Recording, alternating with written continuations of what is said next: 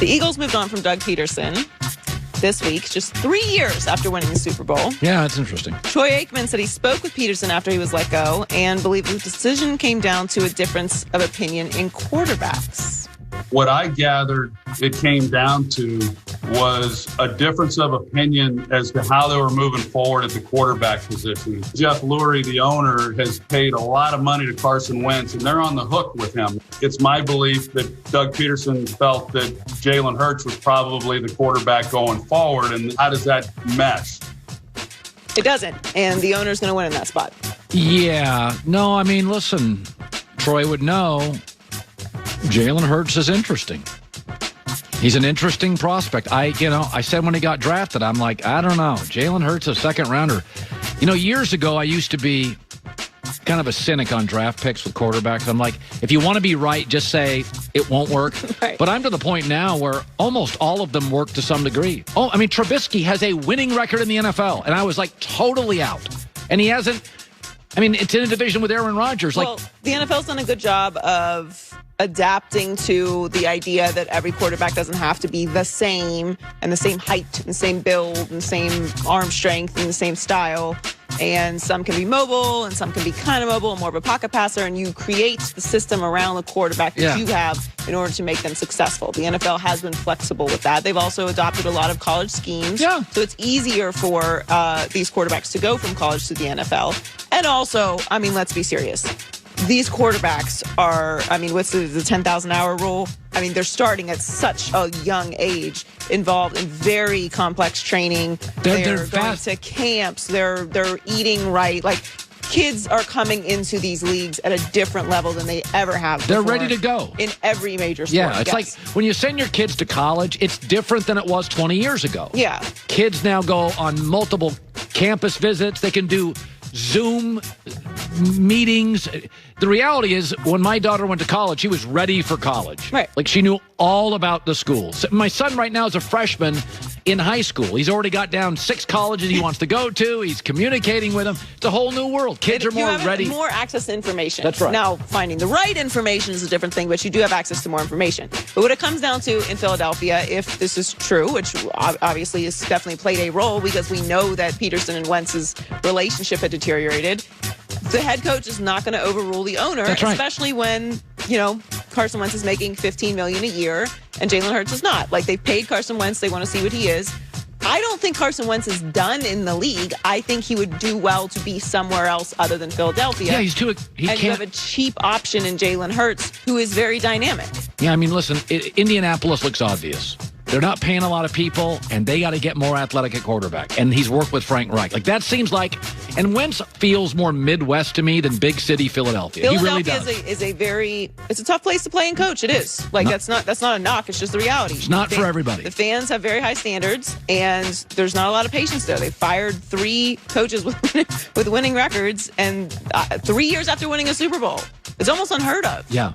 So Baker Mayfield got the best of Patrick Mahomes in college, but Mahomes was victorious in their one NFL matchup so far. And Mahomes is looking forward to his next opportunity to go head-to-head with Baker.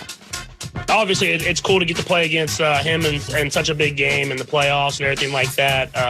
Knowing him for a long time, since I was a senior in high school, and to be able to play on this stage it's going to be special. And he went to Oklahoma, went to Texas Tech, so he got the better of me in college. So I'll try to do my best to win in the NFL. Yeah, the difference is Baker had the better talent in college. He had all the NFL wide receivers. Now Patrick's got the better talent. This weekend of games is amazing. Like, every game, even like Rams-Packers feels the most lopsided, obviously, even though the spread for this game is much bigger. And by the way, the number came down on that. So the Packers, 6.5, yeah. So the Packers are a national team. So the fans tend to bet on teams they like and quarterbacks they like.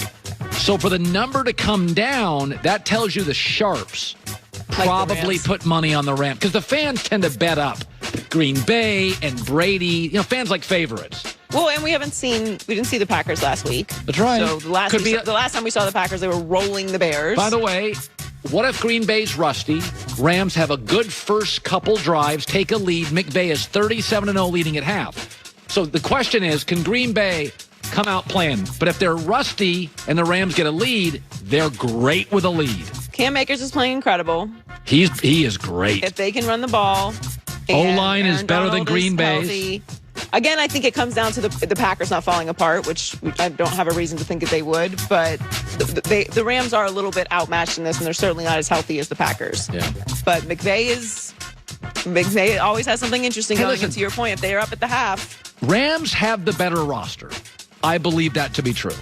I'm not saying significantly, but I think the Rams have the better O-line, the better D-line, way better secondary, and a deeper receiving core. So I think the Rams have a better roster. The Packers just have the bigger stars. We should do our thing tomorrow. Name the 10 best players in that game. I'm going to write that down. I think the Rams have the better roster. I think they do. But if the margin for the fewer players is much big, well, I don't know. I mean, it's just Aaron Rodgers, and Devontae Adams is playing out of his mind as well. Yeah. So Drew Brees and Tom Brady will make history as the oldest starting quarterback matchup in the NFL on Sunday. Brady started the old man jokes with his tweet about them playing on the History Channel. Right. And Brees said they couldn't help but laugh about the situation that they're in. Tom and I have a friendship and mutual respect. And, we were texting back and forth on Monday, just kind of chuckling at this, this whole scenario, right?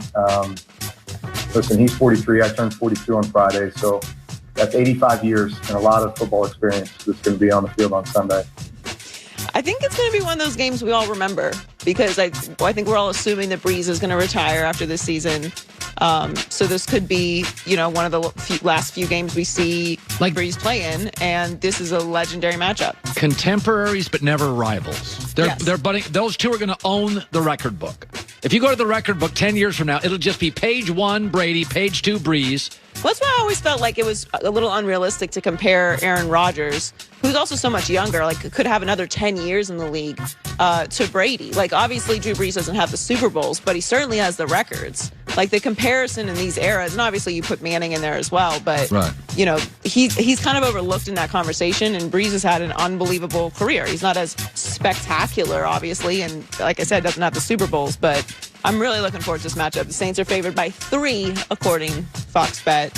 I'm not going to ask you which way you're leaning there. I like the Saints. I think they have. Yeah. I think their defense is more consistent. They do have a great defense. They do. Joy with the news. Well, that's the news. And thanks. Chiefs receiver Sammy Watkins was tweeting about how shocked he was with the outcome of the game. And then when someone replied to him saying, looks like we've got some competition next week, Watkins dismissed it, saying, I wouldn't go that far. I wouldn't do that. The top-seeded Chiefs are a heavy favorite going into Sunday's game, but Baker shrugged off Watkins' criticism. I have no problem with it, to be honest with you, because if you don't have confidence, then you're not going to have success. And those guys have been doing it together for a few years now. They have a ton of confidence in each other.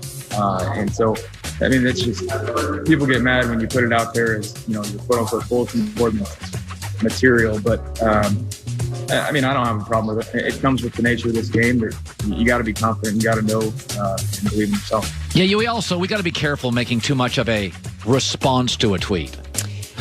Well, it wasn't a press conference. It's not like it was a press conference. It's we're looking for anything. This is a content world, so they're going to pay attention to it. And if you put it out there, people are going to make a bigger deal out of it than it really is. And look, to Baker's point, he probably does feel that way. They're a very good team. I think it's kind of crazy. Everyone's just writing them off. I think they'll have a little bit of rust, but as we've seen throughout the years, they have no problem playing from behind. So even if they do get ahead, they still have Patrick Mahomes. I cannot wait to watch this game. I don't even know what the TV rating is going to be. Cleveland won 11 games, people. How are you a 10-point dog? So the Chiefs are a 10-point favorite over the Browns. And the line hasn't moved. That part I'm with you on. That I think is crazy. That I think is absolutely crazy. I don't get it. If for nothing else, because the Chiefs haven't blown out a team in a long time. They've still won, which is the important part. We know they're talented. But they haven't blown out a team, so the line is it's crazy. And